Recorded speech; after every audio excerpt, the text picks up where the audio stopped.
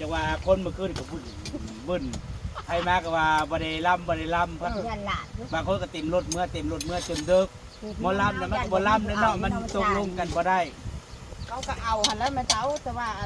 อันนี้นะก็ให้ว่าจบดีเนาะก็ว่าเพิ่นเอามาก็ว่าพระอาจารย์เอามาเนาะบ้านนี่ก็ยากทั้งบ้านเนาะทั้งพ่อบ้านว่าหยังเขาก็คุยกันแล้วบัดรู้แล้วเขาก็ทั้งบ้านเขาก็บ่อยากรับน้องเขาบ่ได้นั่นเขาก็แก้ไขอยู่อาจสิซอยดำอันนี้แหละก็หาไปเพิ่นหรือยังล่ะไปแพงเงินเอาจักรลาดเนาะ บ่ก็พ่อออกให้เขาแน่ผู้เงินละร้อยเท่าใดก็ยังได้ บ่แล้วแต่เขาก็รับคล้ายๆคือรับบริจาคแล้วก็มีคนโอนให้500 1,000 2,000เนี่ยเขาจิ้มปุ๊บเขาก็โอนให้3 ล้าน4 ล้านอยู่เท่านั้น อีกกุ้งมันโอนให้3 ล้าน แล้วก็หลายคนอยู่พุ่นละ 3 ล้าน เนาะ ค่าเวทีขนาด3 ล้าน พามาลำนะ ค่าเวทีเขาก็จ้างมาคือกัน 11 ล้านเวทีมานั่น เวที11 ล้านแล้วหมอลำอีกต่างหาก ทั้งเจ็บทั้งเหม็น เข้าใจบ่พี่น้อง มีหลวงพ่อนะมา2 องค์มาในบันบ่อเลยมาแล้วว่า10จัดพระป่ามาแล้วก็มาจ้างหมอลำก็มีผีบ้าแนะนำหมอลำมาผีไม่ออกผีบ้ากับหลวงพ่อสิเว้าแล้วก็ได้ติดต่อหมอลำมาแล้วก็อันหลวง พ่อนี่ หลวงพี่น่ะเพิ่นจัดการเอง เอามาลำมาเฮ็ดประปามาบ่อยเกี่ยวกับชาวบ้านที่บ่อยชาวบ้านยุ่งยากเลยชุดไทยชาวบ้านเต็มจ้า ทั้งเจ็บทั้งเหม็น มื้อเช้าจนว่าสวยได้เห็นเขาเจ้ามาแต่เบิ่งหมอลำเรื่อง เข้ามาเช้าติดรถลงเขามาจะเบิ่งเรื่อง ก็ได้พ่อบ้านบ้านน้ำบ่อ อันแม่บ้านบรรณบอกขึ้นไปประกาศกันเห็นอันหลวงพ่อก็จับปาดคอขึ้นประกาศอยู่ทั้งเม บ่ได้ให้นางตรงเต้งน่ะเห็นแล้วก็ข่มขืนเนี่ยพ่อเด้อว่าบ่เยลลี่ได้ไปพี่น้องเยลลี่นี่ไปนี่ ไอ้นี่ไปย่างเขาจุดเขาล้ำเฮ้ย เขาบ่ล้ำก็จนได้ล้ำ แล้วเนาะยากไปบ่ หมอลำเรื่องที่เขาล้ำก็คือแบบว่าเขามาแล้วเขาแต่งตู่แล้วพี่น้องจนเขากลางห้านเรียบร้อยแล้วจังมาหัวหลวงพ่อหนี้ ท่านไปเช็คเขาเสบึ้มนี่ แล้วก็คนน่ะก็นั่งเต็มนั่งเบิ่งถ่าบานนี้เขาสิยากก็บ่ได้จำเป็นก็เลยร้องไปบานนี้ร้องแล้วก็หาเก็บเงินแผ่หนาเวทีจ้า ทุกอย่างมันค่าเบอร์ละเดสิกลับมันก็เสียเงินเป็นบ่ เจ้าวันน้ำมันรถเจ้าอีกหนึ่ง บัดอีกอย่างน้อยก็ครึ่งนึงเขาก็เอาแบบว่าเนาะก็แพงเงินเอาแน่แล้วก็ให้ชาวบ้านซอยแน่ดำคันดำใดหั่นเด้พอมันเสียเวลาเด้เขาก็จะฮอดเวลาลำเลยเพิ่นว่า เขามาแต่ใต้มาแต่บักซี่ผู้พี่น้องจะประสากผุ่นเพื่อสิมาฮอดมื้อหนึง บัดนี้เขาก็แพ้และแพงเงินอันน้ำคนเบิ่ง ตายบ่ลาพวกกระทรวงเพื่อแล้วสั่น ไผ พวกนี่แล้ว จะคนที่ให้ได้ไม่ได้แม่กะ แต่อีนายก็บ้านั่นแล้ว 5,000 บ่แต่ว่าอันนี้เขาก็เข้าใจว่าเนี่ยพ่อน่ะจ้างเนาะเขาก็เลยว่าก็มั่นใจบ่ได้แต่ว่าเขาก็มาเซ็นสัญญาได้แต่ว่าเขาบ่ได้เอาเงินนั้นมาจับ บ่ได้มาจำเส้นแต่บ่ได้มา เขา จำ คิดว่าเป็นเนี่ยพ่อบ้านนี่แล้วแบบเพชรป้าเขาคิดว่ามีเงินนั่นเด้เขาเลยว่าบ่ได้อันนั้น บาดนี้มาล้ำแท้ๆบาดนี้มาล้ำตั้งวงเรียบร้อยยังพี่น้องแต่งหน้าเรียบร้อยเพราะว่าเนี่ยพ่อหลักหนีเนี่ยพ่อบ่อยู่จักไปตายทั้งใด ทุกคอยเข้าไปว่าหางเครือเขาเขาเก็บเสือพาก็ใส่กระสอบก็ถึงเนื้อได้เนาะ แต่ว่า เมื่อคืนนี่เรื่องของเมื่อคืน คนบ่หลายเขาก็สิบ่ล้ำเลยเมื่อคืนนี่บ้านนี่คนเด้เต็มที่แล้วมันเลยแบบมันมาแล้วมันกระเทือน เขาก็บ่อยากให้เสียหน้าเสียวงเขาบัดนี้ เพราะว่าบางทีน่ะ FC มาตะไก่หั่นเด้มาไก่ๆก็มาเขาตามมา ทำบ้านใหญ่นะเขานี่ยิ้มเมื่อแล้วเอ้ยจะทำคนบ้านใหญ่คนเลยที่รอทำกันกำลังอีกกู้ เอาอลีบ่พี่อลีคนน่ะเต็มเนาะ เต็มเฮ้ย เขาหันหน้า พี่โต เขา ขึ้นมาไวที่ชนะ ยังมาข้าวหยอมย่ำเฮ้ยเป็นน้ำ เพราะตอนแรกนะพ้นกระแทกแทกไปอย่างนี้ ลำอยู่วัดบ่ บ่เวทีเขามีหลังคาคันพ้นตกกับเขาสิลำเพราะว่าคนเบิ่งก็สิขึ้นหัวแจกมันตั้งมาหาหัวแจกเด้แต่ว่าข้างหน้ามันก็โล่งเขาก็นั่งเต็มนี่เขาบริยานฝน เราคงบุญจะ3กอง จังว่ามีแตะแนวกองบุญนะกาอุ้ยคนจ่ายเงิน อีนางพีบ้าไปสั่งมา ไปสั่ง จะกล่อง ไปสั่งกองบุญมาจะกอง3กองบอก3บ่ทั้งเบิดนักจะว่าน่ะ 3กองคงบุญ กองชดๆอันทาพิพรน่ะ อืม บุญน่ะจ้างมาชด 3กล่อง ถ้ากูมีคนจ่าย บ่มีใครจ่ายกองบุญเรื่องกองบุญ ก้อนเฮ้ยจะเขาสิล้ำบ่ล้ำมันสิ แม่ ไม่ ไป ใช่ เอาก้อนเขาสิให้บ่เขาขายของ อันเดียวไปก้อนมันว่าเขาสิหายมันว่า จักแล้วเขาก็บ่จัก เขาจ่ายเงินเนี่ย ทุกคนน่ะจอดรถไว้อยู่นั่นมาของท่ามเมียนน่ะมันก็ใส่มันบอกว่าอันบัดว่ามันน่ะบ่น่ะบ่ฮู้ดอกมันว่า บ่เฮ็ดบุญกับบุญกับทันหันได้เขาเว้า2-3 มื้อคือเอาโลด แล้วอันจะเก่าคือดังบุญอันนี้ บ่เขาชาวบ้านมันบ่เป็นบุญชาวบ้านเนาะอยู่ๆมันมีพอมาติดต่อว่าสิเอาผ้าป่ามาลงอันมาตีนี่เนาะว่าบ่ให้ยากหยังยำหยังเขากล่าว สิเว้าแล้วก็ชาวบ้านบ่ฮู้จักทีบหยังอยู่บ่อยู่กับมีหลวงพ่อมาแต่ทีบใดบ่รู้ สินำผ้าป่ามา สิเอาผ้าป่ามาลง สิจ้างมาลำ จ้างมาลำพ่อบ่ยุ่งยากกับชาวบ้าน บาทสุดท้ายชาวบ้านเต็มบาทนี่ ใช่แล้วอันผ้าป่าน่ะก็บ่ได้มีมาได้เขาละทายแห่ผ้าป่าน่ะก็บ่ได้มีมาแต่ว่าเขาว่าเงินเราน่ะเราเอามาแล้วก็หอบเงินหนี้ครับว่านี่เพราะแต่ชาวบ้าน แสดงว่าไปหาเฮ็ดผ้าป่ามาจากทางอื่น เขาได้มา อาจจะเป็นหลอก หลอกเฮ็ดผ้าป่ามา งานนี่ เรา เด้ หลอกเอาเงินใจอยู่คนแล้วอย่างนี้ บางคนเพราะว่าไปรัดผ้าป่าคน แล้ว ไปรัดผ้าป่าไป เพิ่น ไป ตัว เลย ตอนสิไปนั่นพอค่ำมาแล้ว ไปรัดเอาผ้าป่า เพิ่นละตัวเขาว่าพอมันลำยังมาแหละสิไปรัดอัปป้าอีกชุมหนึงเพิ่นว่าสิมาหลังไปแล้วก็หนี้ไปเลย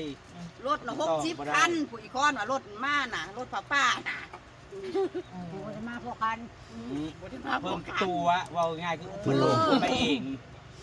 แล้วก็ขึ้นหนี้งานนี้ยังเขานี่ ว่าง่ายๆก็ลืมแต่ว่า พอมันติดต่อบ่ได้แล้วหมาล่ำมันก็บ่อยากล่ำเลยเนาะ โทรไป มัน ที่ บ่ แรก มีคนจ้างบ่มีคนรับผิดชอบสรุปแล้วงานฟรี ไม่ใช่เต้งว่า เดี๋ยวจะเอารูปน่ะโปกขึ้นให้เบิ่งเด้อพี่น้องว่าอัน แต่ว่าเขาเอิ้น หลวงพี่หน้าตาแนวใดเด้อจ้าเด้อ แต่ว่าหน้าก็คือโจทย์นี่ล่ะ น้อยเขาก็ว่าอยู่หักก้มหน้าได้เขาว่า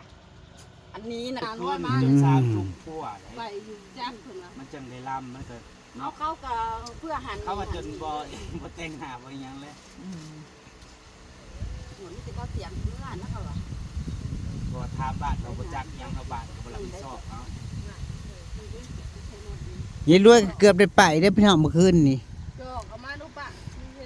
เขาเจ้าโพนไปแล้วไปเซเว่นแล้วเขาก็ลบเมื่อ เขาก็หูข้าวแล้วเขาก็รบเมื่อ เจาะอีหยังเดี๋ยวนี้นะ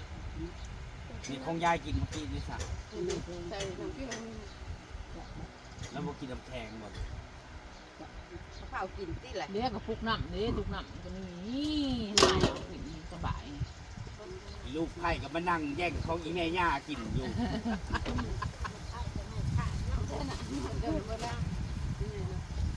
แล้ว เราก็กินแต่เช้า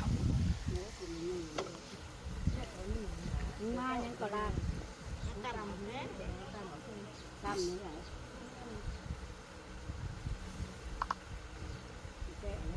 เงินผ่าป้าก็บ่ได้แต่ยังมานั่งจ่ายค่ามาลำเนาะถือตัว ไปจ่ายค่า ก็ยังดีเขาก็ยังนั่งยังลองจบเรื่องที่สอดแจ้งเนาะ เอาเขาก็ว่าสิเล่นให้มันแจ้งเขาก็บ่ได้เต็มร้อยดอกเล่นนักกระได เล่นกับแบบเนาะเราก็เล่นไปเพราะว่าเสียความรู้สึกเสีย โอ้ เที่ยว เชียจะทา อีกอย่างอันบ่หมอลำขนาดนี้อีกอย่างก็คือบ้านนั่นนาบ่อนี่ก็เป็น เขาหมักเด้ เมยกเขาแต่ละปีเขาก็จ้างแต่วงเขาฮันเดเขาก็บ่อยากให้เสียนี่เราก็เลยล่ำให้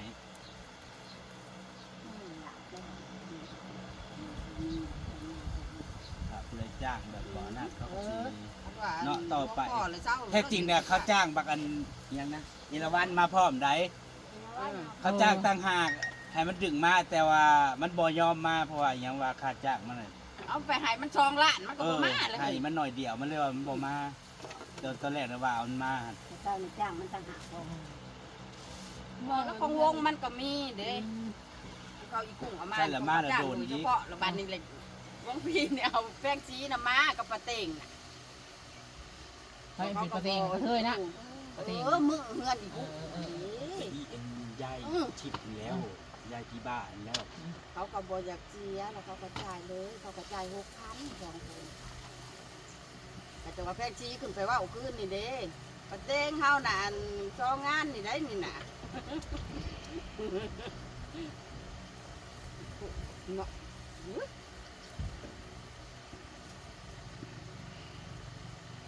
อันนั้นก็ขึ้นไปเงื่อนเขาอีกุ้งได้วันเขาว่าเอาขึ้นไปแล้วอีกุ้งนะพวกจะเอาเงินจะซ่อมหายแต่ว่าเขาเจนี่อันไปด่า ด่าอีนายอันนี้นะแล้วเขาก็ว่าพระเขาน่ะจะเอาลงวัดให้ลงไปวัดพอมาลงไปหาวัดเราเห็นวัดบ้านเฮาพวกนี้ไปไม่ได้อันน่ะ เนี่ยพ่อนะ เอากระปูนี่เลย โอ้วางในบ้านนี่ก็มาบ่ มา บักหัวโลนนะ เอาเงินนี่กุ้งกับมา ได้ยินว่าอยากให้สิถวายน้ำจาก อืม โดยแพกจังแหละเธอเงียบไปเลย อันนั้นดิห้องเสียวอนนี่ก็ร้อยแต่ห้องตะคงอีก5 ล้านคือว่าเอาอย่างนี้ห้องเสียวอนนี่น้ำพวกน้อยนั่นเช้าเพกของน้อยยังวันล้านนี่แหละเขาว่าอีกุ้งเป็นล้านเพิ่นนี่เนี่ย จะไปหาตัว ว่าอันนี้ฉันก็ติดเที่ยวจักมาที่ใจแหละโบเบ๊ะเขาว่าเย็นนี่มันกุ้งมันเคยมีร้านนอกจากบ้านน้อยปั่นนั่นแหละมันไปได้เขาบอกเจ๋หัวด่าอีนายบันบอก แล้วแล้วจีมันเฉาเป็นยังไงป้าอีทิพย์นั่นกูคอยด่านะภาษาเป็นจังไรเพิ่นว่าแรกๆกูบ่ได้ไปเมื่อคืนหรือว่าคือเดียวว่าจะไปเพิ่นว่า มันทำมาเป็นชื่อบ้านมันก็รับทาน ยังได้ป้าเมื่อคืนอยู่นะ เขาก็โทรหาบักเจ๋เห็นแล้วเขาก็บางทีเลยนอนทานอยู่ว่า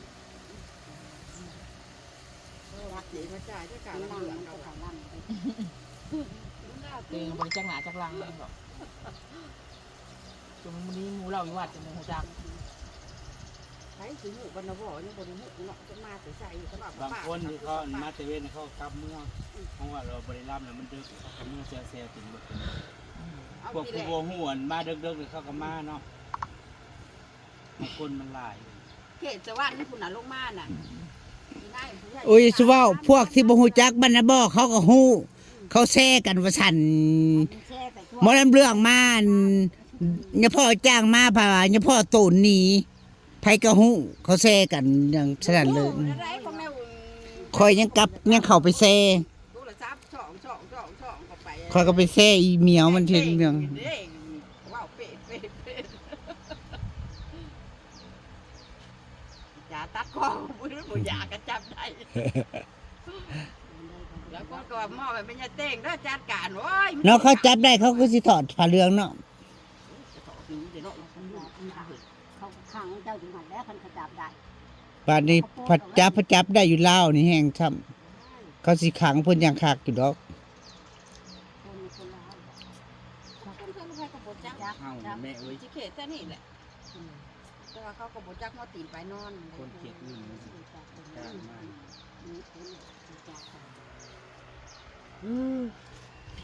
เอาก็ว่าอันนี้มาตัวมือก่อนเอาไปว่าสิสิวคักสิว มันก็เที่ยงเนาะ ไอ้ก้อนว่าที่แรกนะเพิ่นมาว่านะเพิ่นว่าก่อนที่ป้าว่าสิมาเฮ็ดมาสร้างอยู่เพิ่นน่ะบ่เออ เราดูรักบ่วันนี้ก่อนนี่ ก้อนน่ะพ่อทำมา แต่ ทำ มา มา เป็ เป็น น มี มี ไป ไป จ้ะ จ้ะ คนบ่มีนะพ่อทั้งบ้านนี้เนี่ยพ่อเนี่ยกู ก้อนน่ะก็ปากมาเอ้ยจ้ะบ่ได้ล้ำมาจ้ะเอาความเข้าไปนั่นแล้วมึงไปซะก่อนเอาร้านคือนอนอยู่ว่ะ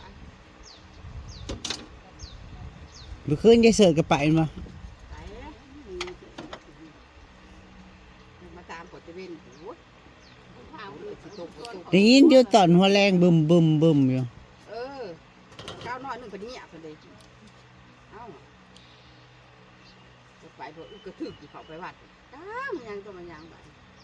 นั่นผู้ดีชุลมุน แต่ว่าคนหลายๆเนาะคนนั่งเบิ่งก็ท่าเบิ่งก็เต็มอยู่บ้านนี้ เอาพ้นกันเนี่ย ผ่านนี่ มันได้ฮู้ว่าก็พอยายแพงชีน่ะขึ้นไปประกาศว่าเฉพาะโตนหนีว่าซั่นบ่ได้จ้าง ก็เลยว่าหาแพร่กันแถวหน้าไว้เที่ยว คนผัดหลายๆเนาะขายของก็เต็มอยู่ คนขายกันแล้ว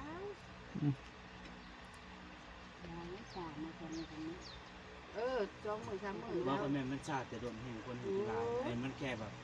บ่กี่มื้อเองเด้อ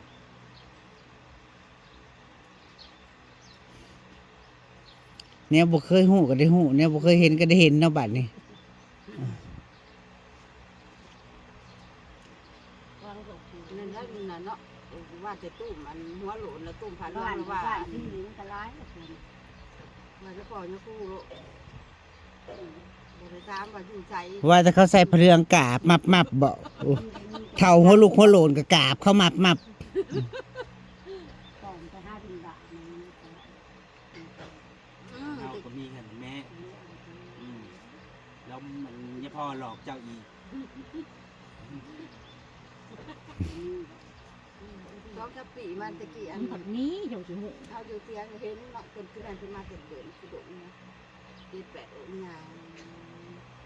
มีสิลุงแบบตุ้งสัมผัสนั่นแหละ มีนั่นแหละมีนั่นแหละเป็นยังสิบ่ฮู้เฮาก็ฮู้ว่ามี ถ้าไป สิบ่มีนั่นไหน บุกเป็นตาเชื่อเนาะ เอาอีเฒ่าไปเชิงในวัดนั่นเด้สิบ่มันดีบ่นั่นน่ะอยากมาอะไรแม่ให้เฮาไปเอามื้อนี้เฮาว่าวันศีลเฮาสิไปบ่ได้ดอกเฮาว่าเฮาไปเอานี่เฮาซ้ำว่าเฮาเป็นมารได้ไปหาเอาเขาออกมาจากวัดเพิ่นนั่งบ่ได้อยู่บ่ได้ มาได้เลยรักเลย เราว่า ไปที่หามื้อแล้วยังบ่ได้ลงมออยู่ มาหลาย บัดเฮาไปเพชรซื่อๆบ่ได้ไปลงมอ แมลงพี่สิบ่หลอกเมื่อคืนบ่สำแมลง รู้จักลงมอมัน ป๊บหันป๊บแล้วจะไปแต่หัวนะ ว่านั่งเวิร์กเอามาล่าเล่าให้ว่านี่กินเขาแล้วอยู่นี่ ก็ กัน ยังไปงานมันแห้งถ้าติดบ้าน มาล่าว่าผ่าน่ะก็เบียดมาทางหลังไปทั้งวันก่อนจะได้ลูกแพทย์ พ่อรุ่นทางขึ้นนี่นะเว้ยรุ่นหนูไว้ข่อยจะเต้ตอนเขาไปคนทุกคน แล้วเขาไปช่วยกูแล้วปล่อยเขาหันหลังกูเป็นยันแล้วปล่อยเฮ้ย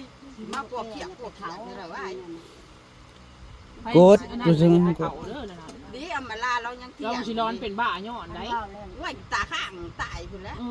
พลังที่จะอ่อนมันเขาอะไรมันดูอะไร ข้างเอามาล่า ว่า ว่า แล้วว่าเพื่อนเลี้ยงมันไม่ชินเนี่ยเขาได้ แม่คนจิตแข็งเนาะมันมาบ่มาใกล้นะแม่เนาะ คนมีคิดมีพลัง มันก็มาเห็นอยู่ บ่ แต่เฮาก็อันนั้นเฮาทุนแม่นบ่ เข้าไป เฮาอันนั้นได้แล้วเฮาก็ เฮามีสติ ไปเองมัน มีสติ เจ้าเคยจะ เฮามีสติ พุทธคือแม่ไปปฏิบัติคือทุกฝ่ายเจ้าได้พูดเองอย่างนั้นโอ้ยไปได้ หัว เจ้า ย่า ก็ ว่า เคยบริพึกขัดชิ้นหากับบ่มีเราชิ้นหายังบ่จบเลยเป็นอย่างชิ้น เดี๋ยว แก่ พวกพวกนั้นมันก็จะได้มื่นตาเบิ้ง เบิ่งชื่อให้บ่สิไปนั่ง เอา จุ่ม มาล่าว่าเจ้าก็ได้ เพราะ มื่ มัน น สิ ตา นั่งจุ่ม โอ้ย อยู่แววนี้เนาะ เวลาพวก นั่งอยู่คนละที่ เสียงเบียดมาทางหลังข่อยกว่าว้าไปกูบ่เบิ่งคลิปทุกคนน่ะแกเพชรผัวเซเว่นน่ะก็เห็นอยู่เป็นทางอ๋อก็ไปแล้วลูกอยู่วัดใช่ วนไปนั่งคุณพูด มีดอกไม้ในห่ออยู่แก้วอัน ล่มกกสมพงลงไปแล้วแม่ แม่อยู่พูดเลยวนไปนั่งมาคืนป่าเลยมันจะ คนว่าอันกังเว้นน่ะบ่เห็นเอามาล่าว่าเงียบ ที่ยังก็บ่ได้จุดไปเผาบ่จะมาของแบบร้อนนะ กระดูกซื่อ ผู้จุด โอ้ยเขาก็เฮ็ดให้มันเฮี้ยนเฮ็ดให้มันคนย่าน เขาไปนั่งปฏิบัติ อยู่ได้นะ เออแบบไผที่จิตแข็งเข้าใจอยู่ นั่งได้อีกเลย เอามาล่าคือว่าเราเก่งชุดๆเลย คันไทยพลัง เข้าไปนั่งนะเพราะว่าเปิดไฟฉายขึ้นมาลงพี่ก็ได้เอาสนามานั่งกับขี้ดินบางตู้ก็สินั่งกับเตียงนั่งบนเตียง มีเจ้าน้อยน่ะนั่งบนโลง นั่ง โลงโลงศพกูน่ะนั่งในพื้นดินเพราะว่าเพิ่นเปิดไฟฉายช่องไปแม้กระดูกกองร้อนอยู่ นี่เราจะบ่ญาติเลยบ่ว่าบ่แล้วว่านั่งจะบ่เอามาล่าเบียดมาหัวบ่ ยังเบียดมานะ กดกดเฮาไปนั่งในศาสนาแล้วมีกฎคุมเฮาไว้เฮาก็จิกกดเฮาอ้อมตัวเฮานี่ รอบข้างก็มีแต่ผีหัวร้อน ก็นั่งบ่ได้มือตาได้เราอ่ะ เพิ่นห้ามช่องย่างคือห้ามเอามือออกจากกันห้ามมือออกจากกันแล้วก็ห้ามปลาบดที่ตัวเองจะท่องนั่น พองหนอยุบหนอนั่งหนอถึกหนอ4คำนี่ห้ามทิ่มห้ามลูกแล่นพร้อมห้ามมื่นตา เสียงยังกะย่าเพิ่นว่าเนาะเสียงยังคุณพ่อแค่กะย่าเฮาก็ท้องเช้าเห็นในตาเฮาก็ยังท้องนี่หั่นใด แม่น ท้องแล้วมันก็ บ่ให้มื่นตาเพิ่นบ่ให้มื่นดอกมื่นตายแท้ๆไปนั่งปุ๊บน่ะคนมาส่ง4-5คนพุ่นทั้งโจรน้อยทั้งหลวงพี่มาส่งอยู่ป่านั่นเพิ่นก็มาปู่เปิดไผให้เฮานั่งแล้วก็บ่แม่นธรรมดาให้เฮาสวดมนต์ได้หลับตาลงเว้าตามเพิ่นน่ะนะโม3จนเพิ่นก็เอิ้นผีปลุกผีขึ้นมาบัดนี้ ยันหอด ผีตายมีแฮงผีตายท้องกลม ลียันหอดบ่เคยบ่ เดี๋ยวแบบคล้ายๆหมอผีไปปลุกผีแล้ว จงลุกขึ้นมานั่งตรงนี้ผีตายร้อยน้ำผีตายท้องกลมผีตายผูกคอตายโดนรถชนตายปลุกมาจนเบิด แล้วก็ว่าเราก็สิรู้ จะสิหอบป้าอะไรหรือเปล่าว่าพันไทยบ่คอยนั่นจะไปดอก คนอายุบ่ได้ตั้งแต่นี้แล้วเราว่าคิดนั่นอยู่แล้วว่าอุ้ยเอาไปมาปลูกอยู่เบิดที่เนาะเฮ้ย เพิ่นปลุกแม่ถามอีแม่น่ะเคยไปอีแม่มองบางคนน่ะเช่าเตียงก็สิหัก อันนี้หั่นแหละ อาจัวน้อยน่ะลงบัดเขาเมาน่ะอยู่โรงผู้โรงหรู เป็นหยัง มองนั่งน่ะมันรู้ลงไป นั่งอยู่บนโรง มันคือรู้ ห้วย สิแม่นเป็ดฮัก เป็นฮักนี่แหละว่า ก็สิแม่นเพิ่นก็สิให้ร้องบ่ เออ แนวหั่น ลงนั่งอยู่ในโรงพุ่นตอนแรกนั่งอยู่เทิงเข้าใจอยู่ ฟังเอามา เอ ลา อ เว้านี่นะเอ้ยน้อยกว่าบักทำ จัวบทใหม่ เขาเอาไปพึก จัวน้ำตาสารสมีและตาเสร็จแล้ว คุ้มค่ามันก็ได้ อย่ามาเว้านะมันสิได้มื่นตาเบิ่ง ตามันดาพาจากกระชาสวัสดีค่ะ